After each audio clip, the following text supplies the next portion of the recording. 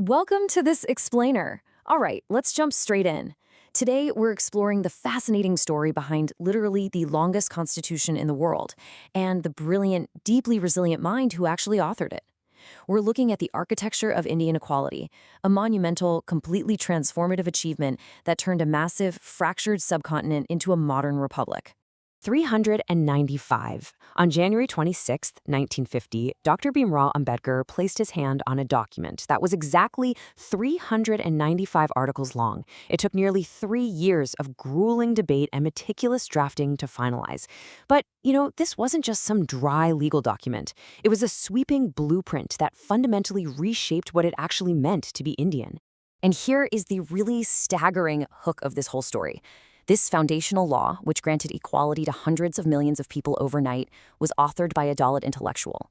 We are talking about a man who grew up in a society that literally deemed him less than human, yet he rose to author the destiny of 350 million citizens.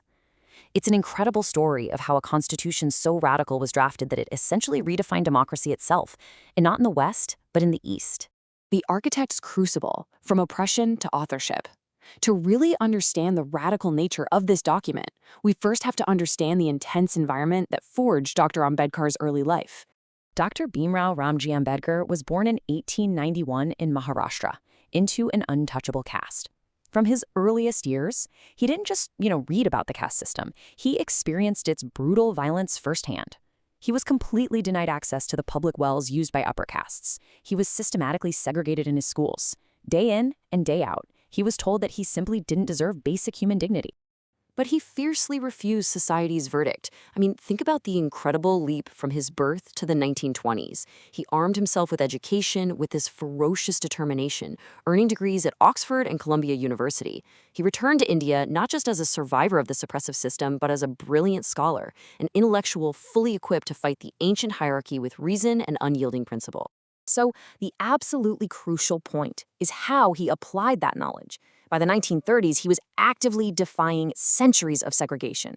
He organized the Mahad Satyagraha, which was this massive campaign of nonviolent resistance where thousands of Dalits drank water from a public tank. It was a profoundly powerful act of defiance. He drafted a comprehensive blueprint for Dalit rights. And really importantly here, he demanded immediate, radical change. He completely rejected Gandhi's more gradual, reformist approach. Drafting a radical blueprint, reimagining a fractured nation. When India finally achieved independence in 1947, it was staring down a monumental task. The nation was fractured by partition, deeply divided by caste, class, religion, and language. So who could possibly write a constitution for 350 million incredibly diverse people? Well, the Constitution Assembly made a genuinely bold decision.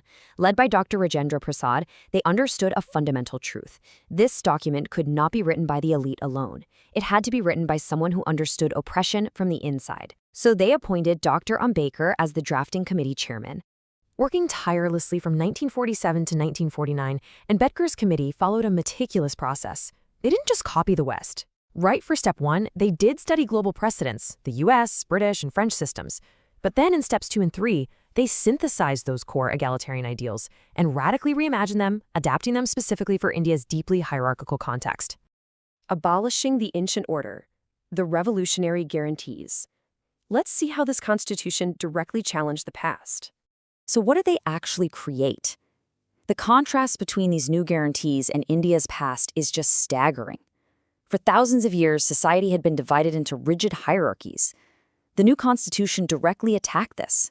Under Article 17, it completely abolished untouchability. It didn't try to soften it, it erased it from legality altogether. Then you have universal suffrage, giving one vote to every adult, minority protections ensured religious freedom, and perhaps most controversially, the structural reservations. Ambedkar firmly believed that formal rights just weren't enough. Structural inequality required structural remedies.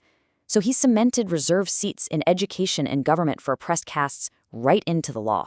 And this perfectly illustrates just how globally unprecedented this was. Let this sink in for a second. In 1950, America itself hadn't even achieved universal suffrage for African Americans. Yet India, fractured, poor, and newly independent, gave every single adult the right to vote. It was an absolutely extraordinary leap of faith in democracy. But Dr. Ambedkar was not naive. Which brings us to the great paradox: equality in politics, inequality in life. On the exact day the Constitution took effect, Ambedkar articulated this severe contradiction. On one hand, in political life, they now had absolute equality. One person, one vote. Simple as that. But on the other hand, in social and economic life, they were still totally trapped in a deep-rooted caste hierarchy. He was declaring equality on paper, fully knowing that it doesn't instantly erase centuries of entrenched social behavior.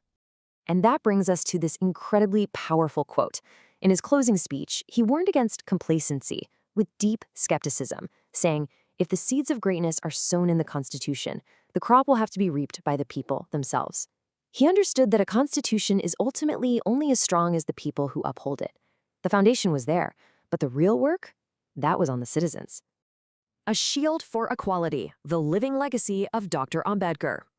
Let's see how the document held up over time. In the decades that followed, well, Ambedkar's skepticism proved prescient. The document was severely tested by communal violence and ongoing caste atrocities. But it also functioned as a literal shield. When governments overreached, the courts invoked it. It served as a vital legal barrier protecting threatened minorities. It provided a formal appeals process for the poor seeking justice. Actually, it became the ultimate tool of empowerment for communities that had literally been denied power for centuries. Tragically, Dr. Ambedkar passed away in 1956. That was just 6 short years after his monumental work became the law of the land.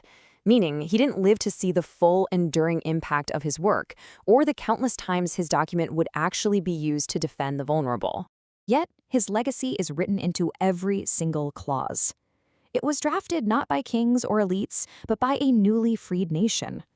For a man who was told his entire life that he was less than human, well, his very existence completely refuted society's verdict.